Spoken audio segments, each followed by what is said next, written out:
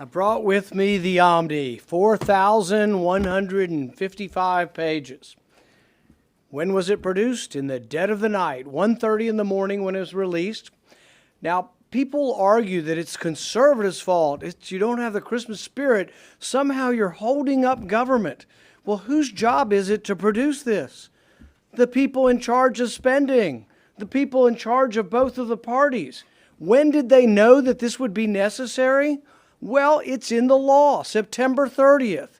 You got 9 months, almost 10 months, to produce a plan, to have a spending plan. They weren't ready on September 30th, so they voted themselves 90 more days. They weren't ready last week either, so they voted themselves another week.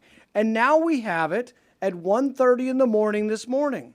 But what's the clamor? The clamor is to vote. Vote now. Let's get it done. Why are you standing in the way of spending?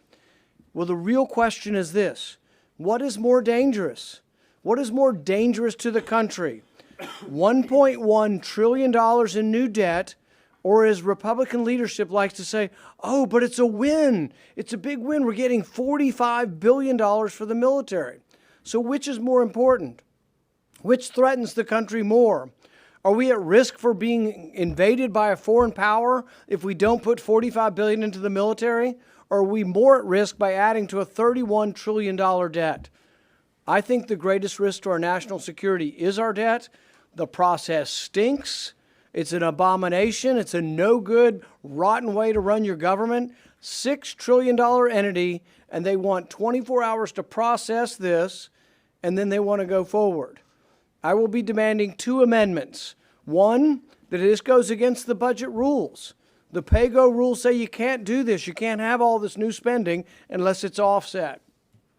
We will also be demanding that the pay-go rules are increased. Instead of taking 60 votes to evade the rules, we're going to ask that it be a 2/3 vote to evade the rules. The American people don't want this. They're sick and tired of it. They're paying for it through the nose with inflation. Adding $1 trillion to the deficit will simply fuel the fires that are consuming our wages and consuming our retirement plans. It's a terrible system. Someone needs to stand up. We're standing up, and we're going to say no.